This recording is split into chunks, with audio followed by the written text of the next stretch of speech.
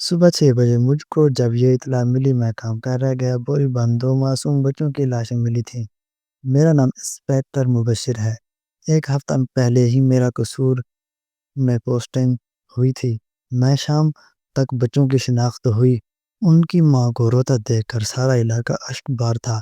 उसका बैन दिल चीर रहा था, लेकिन अचानक मेरी नज़र उस औरत के जले हुए हाथों पर पड़ी और अगले ही लम्हा मेरा नाम इंस्पेक्टर मुबशिर है और मैंने अपनी ज़िंदगी में बहुत अजीब व गरीब वाक़यात देखे हैं, लेकिन जो वाक़या मैं आज बयान करने जा रहा हूँ, वो मेरे लिए भी नाकाबिल यकीन था। ये एक ऐसा वाक़या था जिसे मैं चाहूँ भी तो कबूल नहीं कर सकता।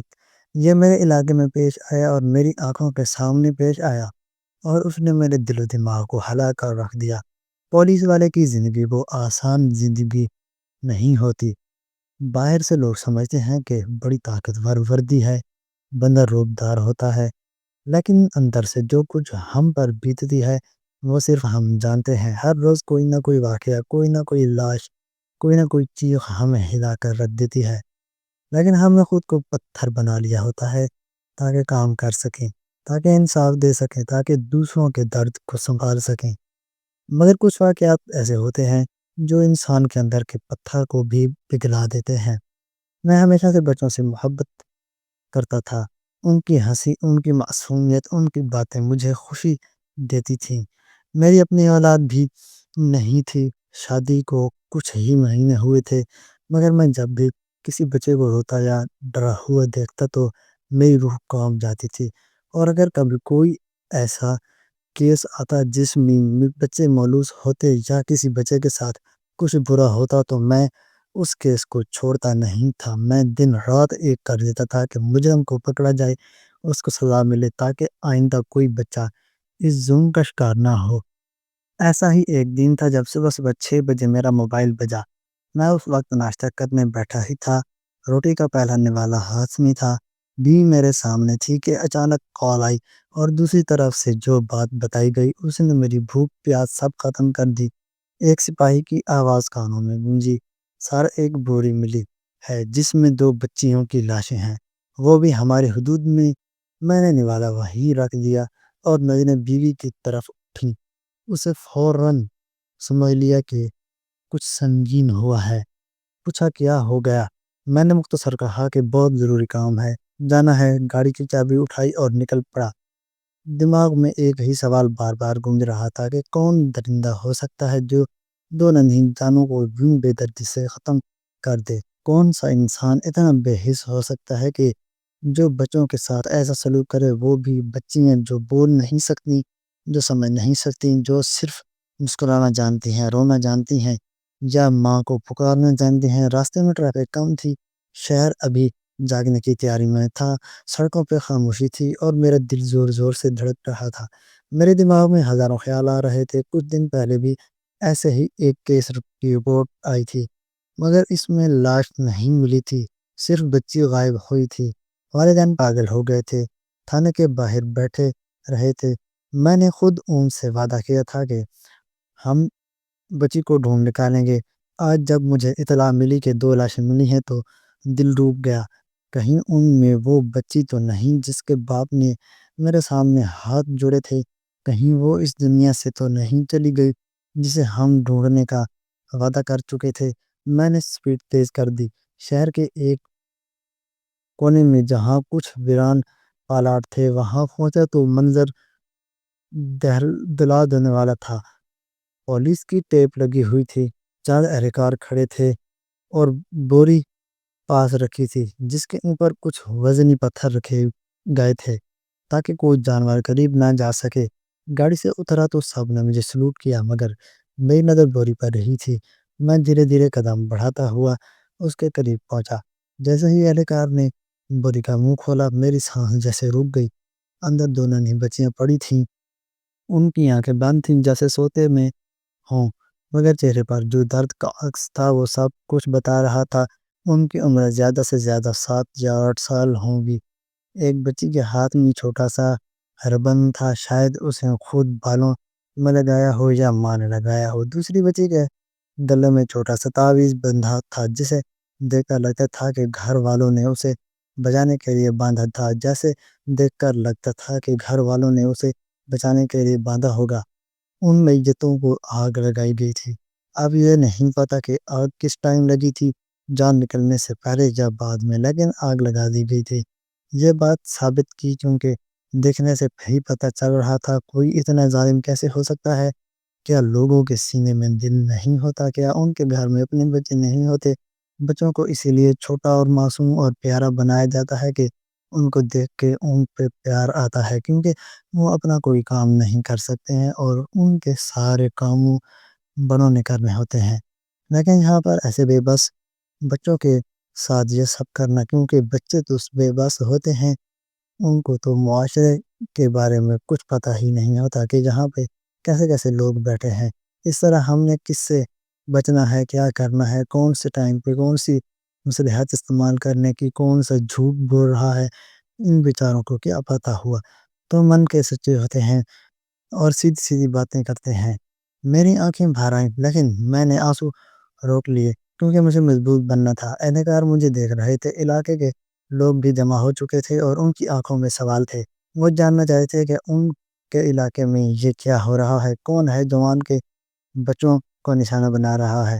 میں نے فوراً جائے وقوع کو سیل کرنے کا حکم دیا اور فوراً نظر ٹیم کو بلا لیا، ارد گرد کے گھروں سے معلومات اکٹھی کرنے کا حکم دیا اور خود وہاں بیٹھ گیا تھا کہ ہر چیز کا جائزہ لے سکوں۔ اس لمحے مجھے نہ بھوک کا احساس تھا، نہ پیاس کا، اور نہ ہی کسی چیز کی پرواہ تھی۔ صرف یہ جاننے کی تڑپ تھی کہ یہ بچیاں کون تھیں اور ان کے ساتھ سب کس نے کیا اور کیوں کیا۔ بیوی بار بار کال کر رہی تھی، مگر میں نے فون سائلنٹ کر دیا تھا کیونکہ میں جانتا تھا کہ اب میرا وقت ان بچیوں کا تھا جو اب اس دنیا میں نہیں تھیں، اور ان کے لیے مجھے انصاف لانا تھا۔ یہ سب کچھ اس کے ذرا اچانک اور دل دہلانے دینے والا تھا کہ میں خود کو سنبھال نہیں پا رہا تھا، لیکن میں نے خود سے وعدہ کیا کہ جب تک ان مجرموں کو نہیں پکڑوں گا چین سے نہیں بیٹھوں گا۔ یہ کیس اب صرف ایک فائل نہیں رہا تھا، یہ میرے دل کا بوجھ بن چکا تھا جسے میں ہر حال میں اتارنا تھا۔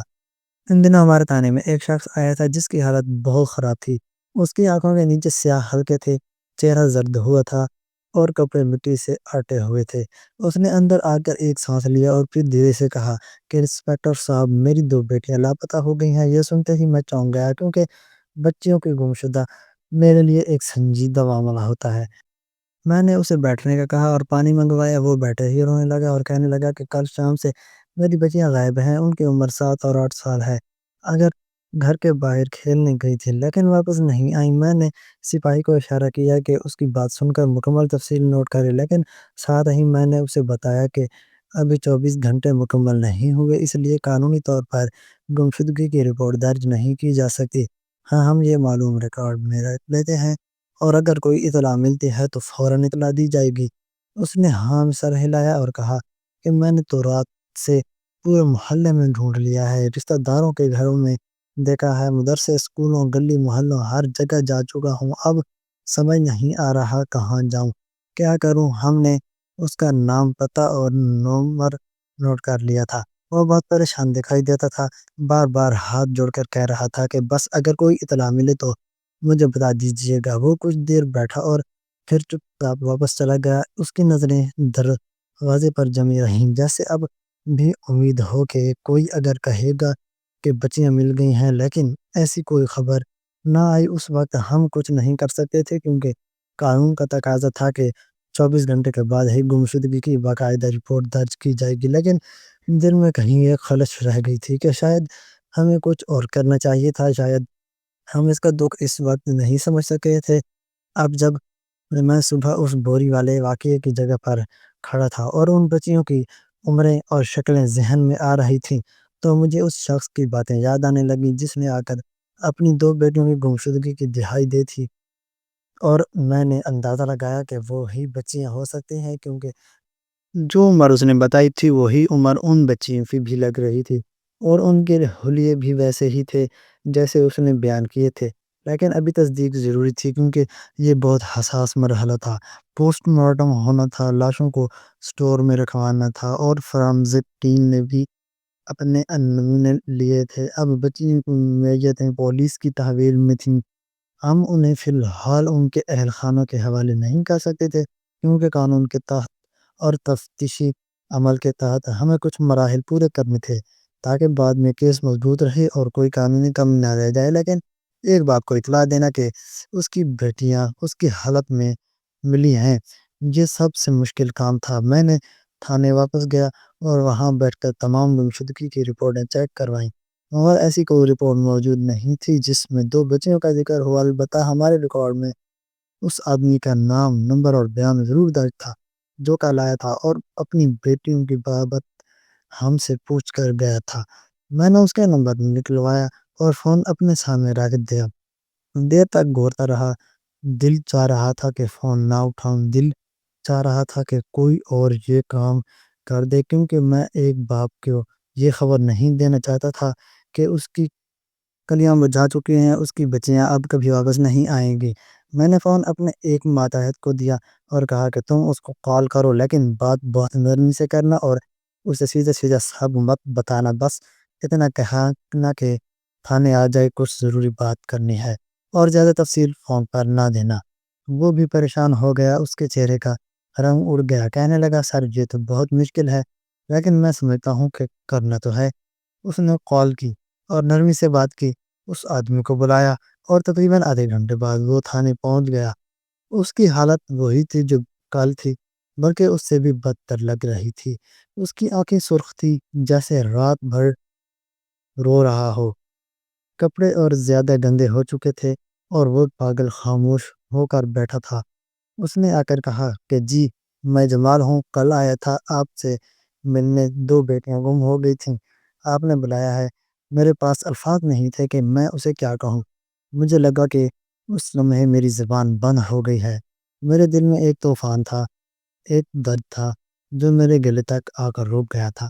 میں نے اس کی آنکھوں میں دیکھا تو لگا کہ وہ خون خود جان چکا ہے کہ کوئی بری خبر ہے، کیونکہ اس کی آنکھوں میں ایک عجیب سا خوف اور ایک ٹوٹا ہوا حوصلہ جھلک رہا تھا۔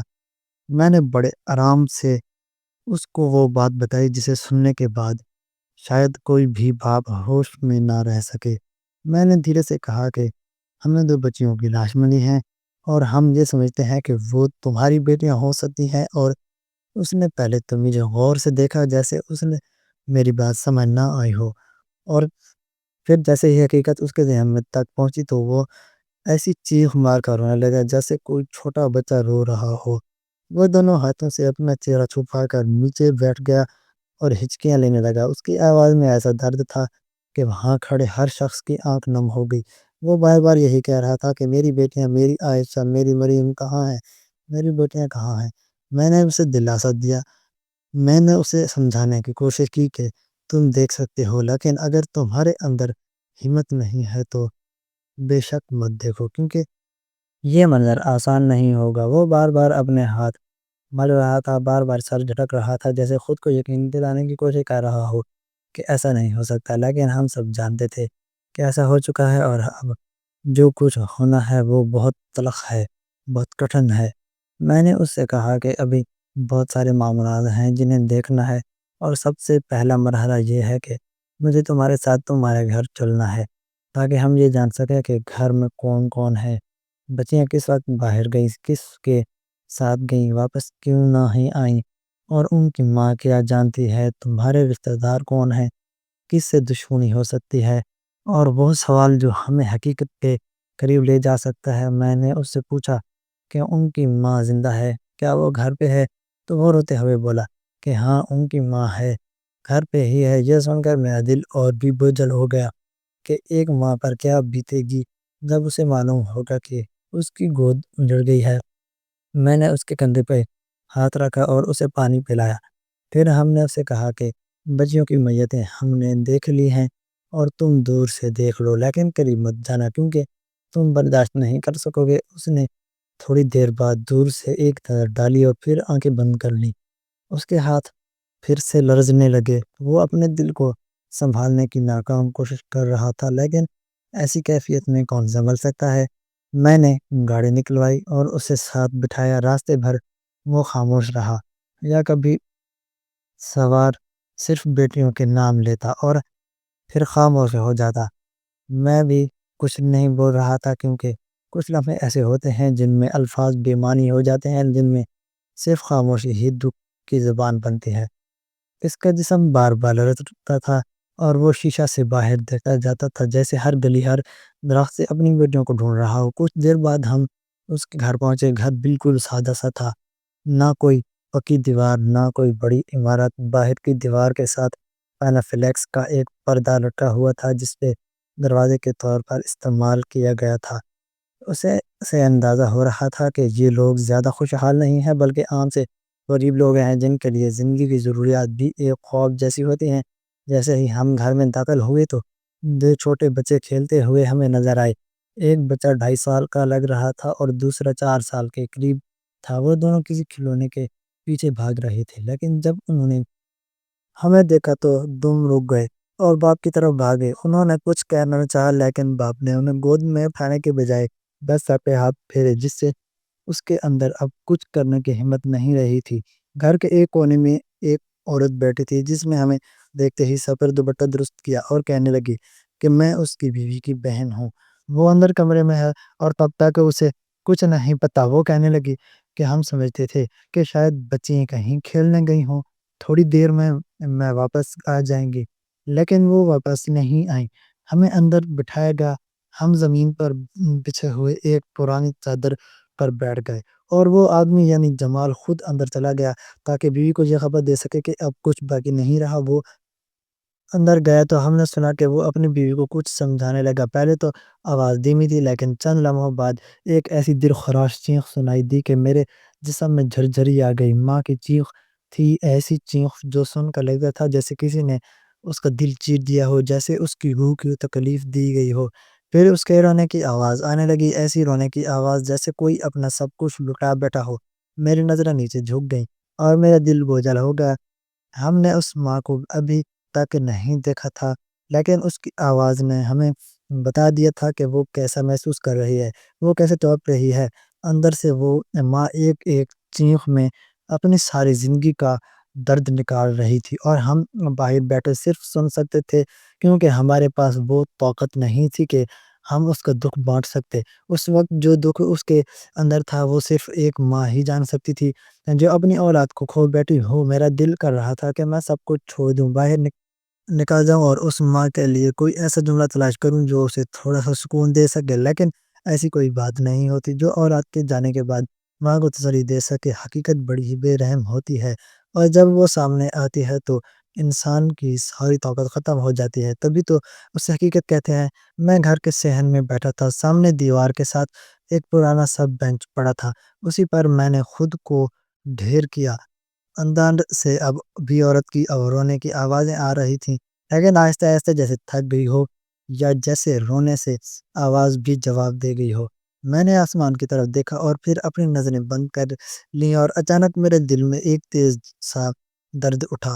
ایک لمحے کے لیے میری سانس رک گئی اور میرا ماضی میرے سامنے آنے لگا، وہ ماضی جسے میں اکثر یاد نہیں کرتا تھا، مگر آج نہ جانے کیوں وہ سب کچھ اتنی شدت سے یاد آنے لگا تھا جیسے کل کی بات ہو۔ مجھے اپنا یقین نہیں آ رہا تھا۔ ہمارا بھی ایک چھوٹا سا گھر تھا، ماں باپ تھے جو ہم تینوں بہن بھائی پر جان دیتے تھے۔ میں سب سے بڑا تھا، میرے بعد دو بہنیں تھیں، ایک مجھ سے 2 سال چھوٹی تھی اور دوسری 5 سال چھوٹی تھی۔ ہم سب مل کر کھیلا کرتے تھے، گلی میں بھاگتے تھے، کبھی کبھار جھگڑا بھی ہو جاتا تھا، لیکن اس کے بعد فوراً صلح ہو جاتی تھی۔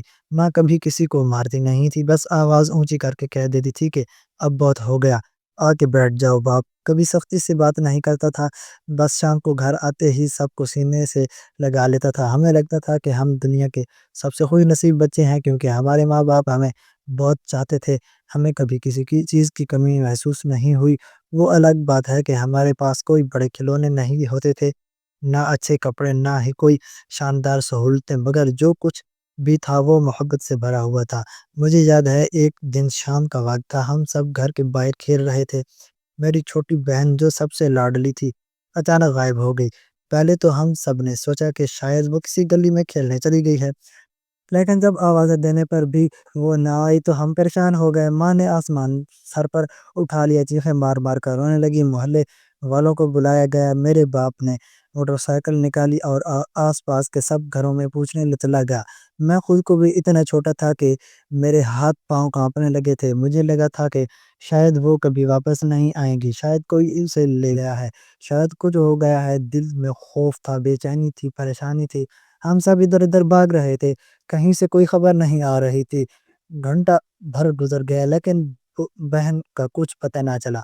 ماں بار بار یہی کہہ رہی تھی کہ میری بچی کہاں گئی، کہاں چلی گئی، اس نے کبھی باہر کا راستہ نہیں دیکھا، وہ کیسے جا سکتی ہے، کہیں کوئی اغوا تو نہیں کر گیا، کیا کیا ہوگا اس کے ساتھ۔ باپ کا چہرہ زرد ہو چکا تھا، اس کی آنکھوں میں وہ کیفیت میں آج تک نہیں بھولا۔ وہ خاموشی سے ارد گرد کے گھروں کے دروازے کھٹکھٹا رہا تھا، جیسے آواز دینے سے کوئی معجزہ ہو جائے گا، جیسے کہیں سے ہماری بہن دوڑتی ہوئی واپس آ جائے گی۔ پھر کچھ دیر بعد محلے کی ایک آنٹی نے آ کر کہا کہ آپ کی بیٹی تو ہماری بچی کے ساتھ ہمارے گھر میں کھیل رہی تھی، وہ تھک گئی تھی اور سو گئی تھی۔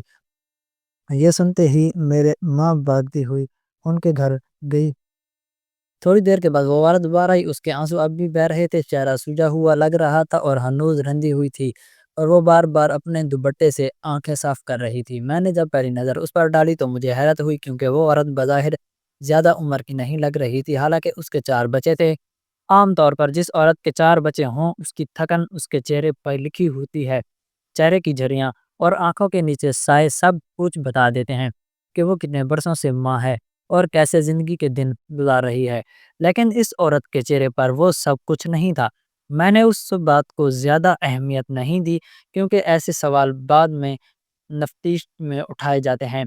فی الحال میرا مقصد اس ایک ابتدائی بیان لینا تھا۔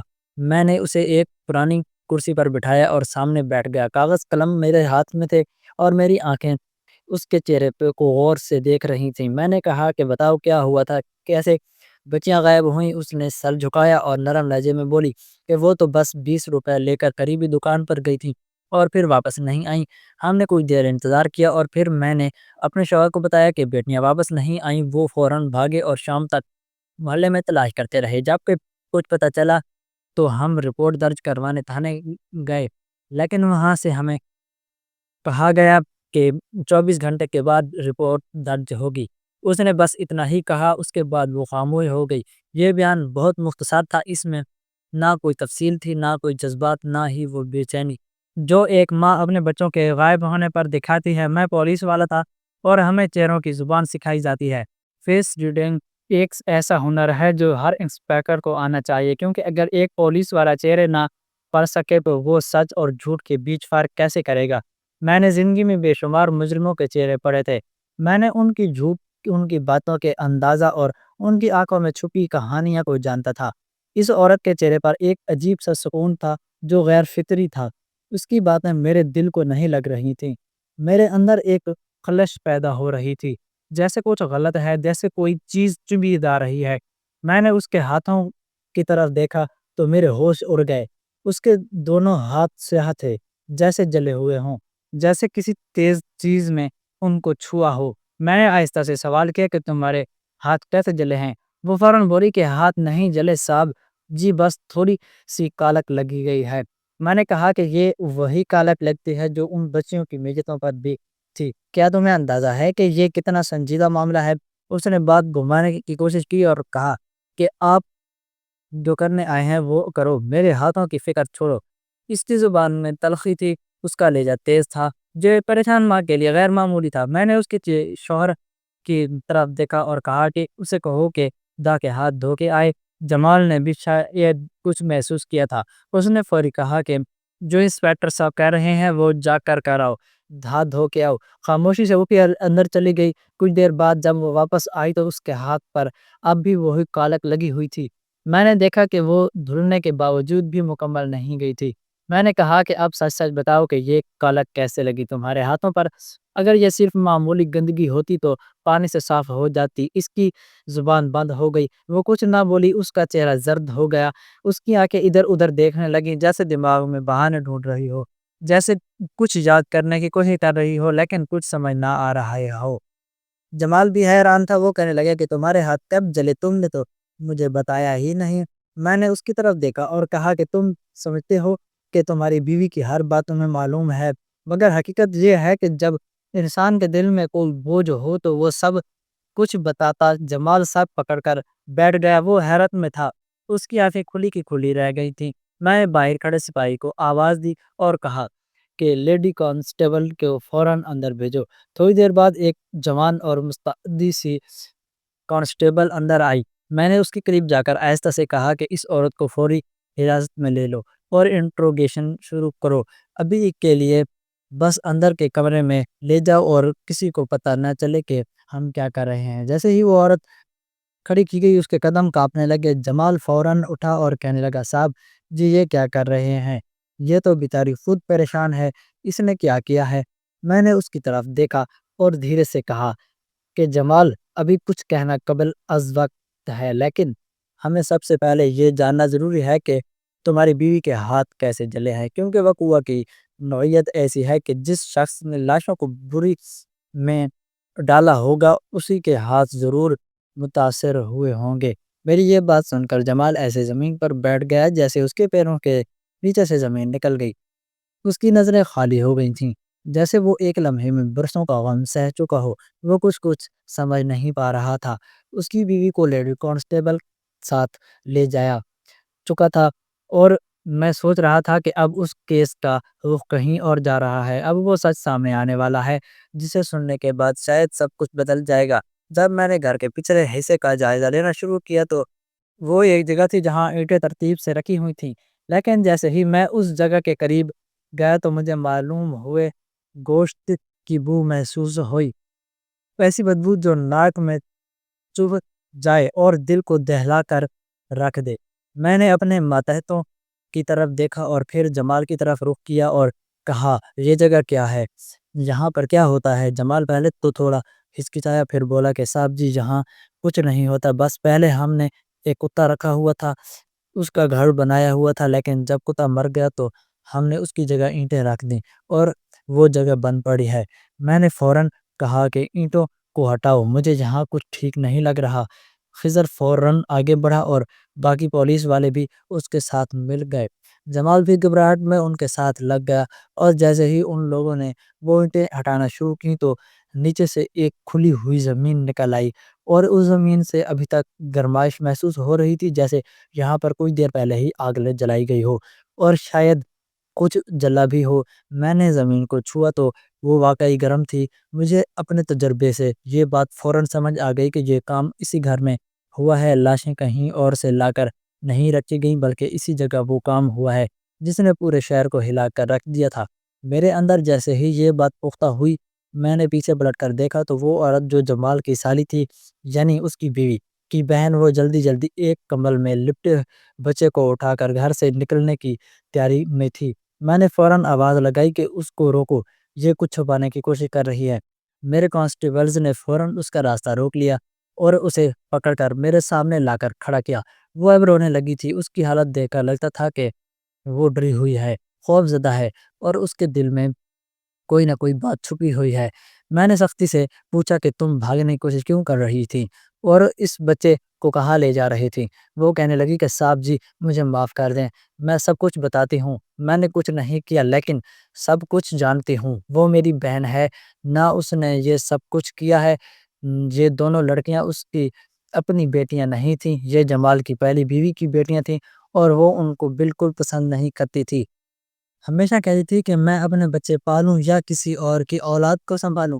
اس کو ہر وقت شکایت رہتی تھی کہ یہ لڑکیاں اسے بد دعا دیتی ہیں، بدتمیزی کرتی ہیں، اور وہ کہتی تھی کہ میں نے کیا قصور کیا ہے جو مجھے کسی اور کی بیٹیوں کو پالنا پڑ رہا ہے۔ اور جب اس نے خود بچے پیدا کیے، خاص طور پر جب اس کے دو بیٹے ہوئے، تو پھر وہ اور بھی بد دل ہو گئی اور لڑکیوں سے اور اس نے دل میں یہ طے کر لیا کہ ان کو کسی نہ کسی طرح ختم کر دینا ہے۔ میں اس عورت کے منہ سے یہ سن کر سکتے میں آ گیا، کیونکہ مجھے تو ابھی تک یہی بتایا جا رہا تھا کہ یہ عورت بیچاری ہے، اس کے بچے گم ہو گئے ہیں اور وہ شوہر کے ساتھ مل کر بیٹیوں کو ڈھونڈ رہی ہے، مگر حقیقت اس کے بالکل برعکس نکلی۔ میں نے فوراً جمال کی طرف دیکھا، جواب تک خاموش کھڑا تھا۔ میں نے سختی سے پوچھا کہ تم بتاؤ یہ دونوں لڑکیاں کس کی تھیں؟ اس نے آہستہ سے کہا، صاحب جی یہ میری پہلی بیوی کی بیٹیاں تھیں۔ میں نے پوچھا کہ تمہاری پہلی بیوی کہاں ہے؟ تو وہ کہنے لگا کہ اس کو میں نے اس کے میک کے بھیج دیا تھا، وہ بڑی زبان دراز تھی، ہر وقت لڑکی تھی اور صرف بیٹیاں ہی پیدا کرتی جا رہی تھی، اس لیے میں نے اس سے طلاق دے دی، لیکن اس کو الگ کر دیا اور پھر دوسری شادی کر لی، اور اللہ کا شکر ہے کہ دوسری بیوی سے مجھے 2 بیٹے ہو گئے، تو میں نے پہلی بار بیوی کو بیٹیوں سے بھی ملنے نہیں دیا۔ 4 سال ہو گئے ہیں ان کو ان کی ماں کی شکل تک نہیں دیکھی۔ میں نے غصے سے اس کی طرف دیکھا اور کہا تم کتنے بے رحم انسان ہو، تم نے ایک ماں کو اپنی بیٹیوں سے جدا کر دیا اور پھر انہیں ایسی عورت کے سپرد کر دیا جو انہیں انسان ہی نہیں سمجھتی تھی۔ تمہیں کیا لگا تھا کہ وہ ان کا خیال رکھے گی؟ تم خود شریک ہو جرم ہو، تمہاری بیوی نے جو ظلم کیا وہ اپنی جگہ، لیکن تم نے ماں کی ممتا کو ختم کر دیا، تم نے بچیوں سے ان کی ماں کو چھین لیا اور اب وہ کبھی بھی اپنی ماں کو دیکھ نہیں پائیں گی کیونکہ وہ اب اس دنیا میں نہیں رہیں۔ میں نے اپنے ساتھیوں سے کہا کہ فوراً اس عورت کو گرفتار کرو اور اسے قتل کے مقدمے میں شامل کرو کیونکہ وہ کسی رعایت کی مستحق نہیں ہے، وہ ماں ہے، لیکن ایسی ماں جو کسی اور کی بیٹیوں کو اس لیے ختم کر دے کہ وہ اس کے اپنے بچے نہیں ہے، وہ عورت نہیں، وہ درندہ ہے، وہ درندوں کے ساتھ قانونی کو سخت سے پیش آنا چاہیے۔ میں نے جمال سے کہا کہ تمہیں بھی ہم نظر میں رکھیں گے کیونکہ تم بھی برابر کے قصوروار ہو۔ جب جمال کی آنکھوں سے آنسو بھی ختم ہو چکے تھے، اس کے چہرے پر ندامت تو بھی تھی، لیکن وہ ندامت کسی کام کی نہیں تھی کیونکہ جو نقصان ہو چکا تھا وہ ناقابل تلافی تھا۔ اب ہم سب نے فیصلہ کیا کہ ان بچیوں کی حقیقی ماں کے پاس جانا ہے تاکہ اسے بتایا جا سکے کہ اس کی بیٹیاں اب اس دنیا میں نہیں رہیں۔ ہم نے گاڑی نکالی اور اس پتے پر روانہ ہو گئے جو جمال نے ہمیں دیا تھا۔ راستے میں میرا دل بہت بوجھل ہو رہا تھا، مجھے بار بار یہی خیال آ رہا تھا کہ اس ماں پر کیا گزرے گی جب وہ یہ سنے گی کہ اس کی بیٹیاں جو اس سے زبردستی چھینی گئی تھیں اب کبھی اس کے سینے نہیں لگے سکیں گی، کبھی اس کے ہاتھوں سے نوالا نہیں کھا سکیں گی، کبھی اس کی آنچل میں منہ چھپا کر نیند نہیں کریں گی۔ یہ خبر سنانا میرے کیریئر کا سب سے مشکل کام تھا۔ میں نے بہت لاشیں دیکھی تھیں، بہت سانحے دیکھے تھے، لیکن کسی ماں کو اس کی بیٹیوں کی موت کی خبر دینا ایک ایسا لمحہ تھا جیسے الفاظ میں بیان نہیں کیا جا سکتا۔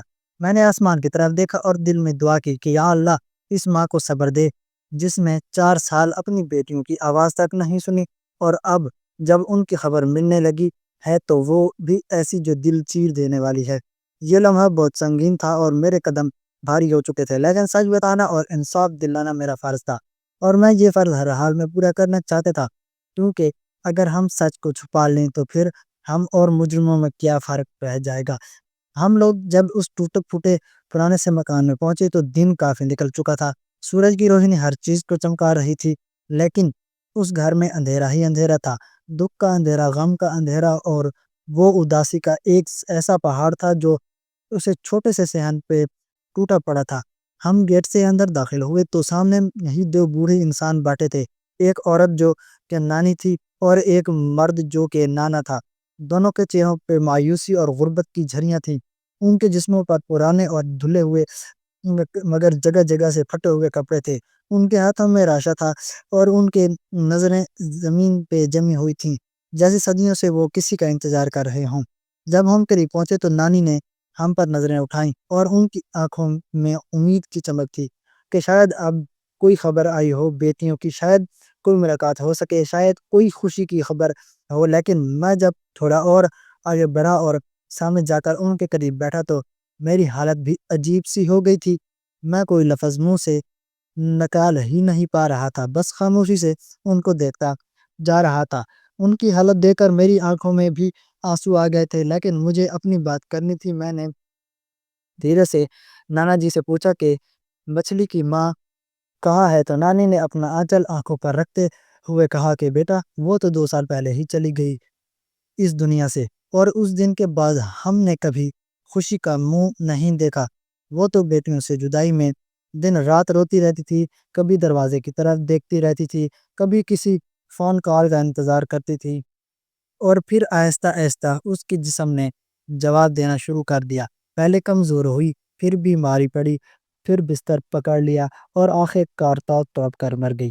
اس کے دل میں ایک ہی حسرت رہ گئی تھی کہ کسی دن اس کی بیٹیاں اس کے گلے لگیں گی، لیکن وہ دن نہیں آیا، وہ لمحہ کبھی نصیب نہیں ہوا، اور اب اگر وہ زندہ ہوتی تو شاید یہ صدمہ اس کو ویسے ہی مار دیتا جیسے اس وقت کی جدائی میں مار دیا۔ میں نے جب یہ سنا تو میرے ہاتھ خود بخود لرزنے لگے۔ میں نے ان دونوں معصوم بچیوں کی تصاویر ان کے سامنے رکھ دی جن کی لاشیں ہم نے اس صبح اٹھتی تھیں۔ وہ دونوں تصاویر دیکھتے ہی کانپنے لگے اور نانی تو وہیں صحن کی زمین پر گر کر رونے لگی۔ وہ رونا ایسا نہیں تھا جو لفظوں میں بیان کیا جا سکے، وہ بین تھا، وہ چیخ تھی وہ جو سینے سے نکلی تھی، وہ پکار تھی جو آسمان تک جاتی محسوس ہو رہی تھی۔ نانا نے تصویر ہاتھ میں لی اور آنکھوں سے لگا لی۔ ان کے لب تھر تھرا رہے تھے، بس ایک ہی جملہ بار بار دہرا رہے تھے، یہ میری بچیاں ہیں، یہ میری بچیاں ہیں۔ ان کو کیا ہو گیا بیٹا، ان کو کیا ہو گیا؟ ان کو کوئی مارا؟ ان کا کیا قصور تھا؟ میں نے ان کے کندھے پہ ہاتھ رکھا اور بہت نرم لہجے میں کہا کہ وہ اب اس دنیا میں نہیں رہے اور ان کے ساتھ جو ہوا ہے وہ بہت برا ہوا ہے، لیکن میں وعدہ کرتا ہوں کہ جو بھی ذمہ دار ہے وہ بچ نہیں پائے گا، ان کے خون کا حساب ضرور ہوگا۔ نانی چیخ کر کہنے لگی، بیٹا ان کی ماں کو بھی یہ دن نہ دیکھنے دیا، وہ بیچاری ان کو دیکھے بغیر ہی مر گئی، وہ ان کے لیے مرتی رہی اور مر گئی۔ ان کا ہاتھ تھامے بغیر چلی گئی۔ نانا نے دیوار سے ٹیک لگا لی اور سر جھکا لیا۔ ان کی آنکھوں سے مسلسل آنسو بہہ رہے تھے لیکن زبان خاموش ہو چکی تھی، وہ اندر ہی اندر ٹوٹ چکے تھے۔ ایک بیٹی کو کھو چکے تھے اور اب نواسیوں کو بھی کھو دیا تھا۔ میں نے پولیس والوں کو اشارہ کیا کہ نانی کو پانی دیں اور سنبھالیں۔ کچھ دیر ہم خاموش بیٹھے رہے۔ نانی نے کہا کہ ہمیں صرف ایک بار بیٹیوں کو دیکھنا ہے، صرف ایک بار ان کے چہروں کو چومنا ہے، ایک بار ان کے ماتھے پہ ہاتھ رکھنا ہے۔ میں نے ان سے وعدہ کیا کہ جیسے ہی قانون کارروائی مکمل ہو جائے گی تو ہم ان کو آپ کے حوالے کریں گے تاکہ آپ ان کی آخری رسومات ادا کر سکیں۔ یہ سب کچھ سن کر میرا دل بہت بھاری ہو چکا تھا۔ میرا دل چاہ رہا تھا کہ میں چیخوں، میں چلاؤں، میں کچھ توڑ دوں، کیونکہ یہ سب کچھ اس دنیا کے سب سے اندھے اور بہرے انصاف کے منہ پر تماچا تھا۔ ایک عورت صرف اس لیے ماری گئی کیونکہ وہ بیٹا نہیں پیدا کر سکی، اور بچیاں صرف اس لیے ماری گئیں کیونکہ وہ بیٹے نہیں تھیں، اور ماں صرف اس لیے مر گئی کیونکہ اسے بیٹیوں سے ملنے نہ دیا گیا۔ تو کون سا انصاف ہے یہ؟ کون سی شرافت ہے؟ کون سا دین ہے جو ایسی زیادتی کو برداشت کرے؟ میں نے اپنے دل میں طے کر لیا کہ اب اگر کوئی راضی نہ ہوا تو میں خود اس کے خلاف عدالت میں کھڑا ہوں گا۔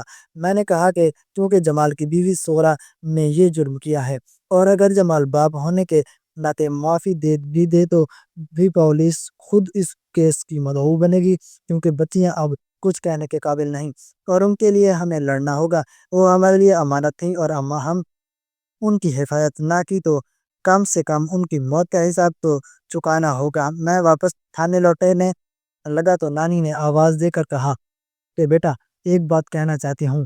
میں نے رو کر ان کی طرف دیکھا تو انہوں نے کہا کہ بیٹیاں معصوم ہوتی ہیں، ان کی قدر کرو، ان سے بڑا خزانہ کوئی نہیں، اور اگر اللہ کسی کو بیٹیاں دے تو اس پہ فخر کریں، نہ کہ شرمندہ ہو۔ یہ کہتے ہوئے انہوں نے دونوں ہاتھ دعا کے لیے اٹھائے اور خاموشی سے نکل آیا۔ میرے دل میں ایک درد تھا، خلش تھی جو کبھی شاید ختم نہ ہو سکے، لیکن میں ارادہ کر لیا تھا کہ ان بچیوں کو صرف ضرور انصاف دوں گا اور ان کے قاتل کو ضرور اس کی سزا دلواؤں گا، تاکہ دنیا کے کسی سورا کو یہ ہمت نہ ہو کہ وہ اپنی سوتیلی بچیوں کو مٹی کے نیچے دفن کر دیا پھر اینٹیں رکھ کے دے جیسے کوئی بیکار شے ہو، جیسے بوجھ ہو، جیسے اتار پھینکا ہو۔ یہ کہانی اب میرے لیے محض ایک کیس نہیں تھی، یہ میرے ضمیر کا سوال تھی، میری انسانیت کا امتحان تھی، اور میں نے دل ہی دل میں قسم کھا لی تھی کہ میں ہار نہیں مانوں گا۔ ان بچیوں کے لیے، ان کی نانی کے لیے، ان کے مرنے والی ماں کے لیے اور اس ہر عورت کے لیے انصاف لاؤں گا جو صرف بیٹی پیدا کرنے کی سزا بھگت رہی ہے اور جن کے لیے یہ معاشرہ اب بھی پتھر دل بیٹھا ہے۔ ہماری آج کی کہانی آپ کو کیسی لگی؟ کمنٹ باکس میں اپنی رائے کا اظہار ضرور کریں اور ہمارے چینل شیپ سٹوریز کو سبسکرائب کر دیں۔ تو ملتے ہیں ایک نئی کہانی کے ساتھ۔ اللہ حافظ۔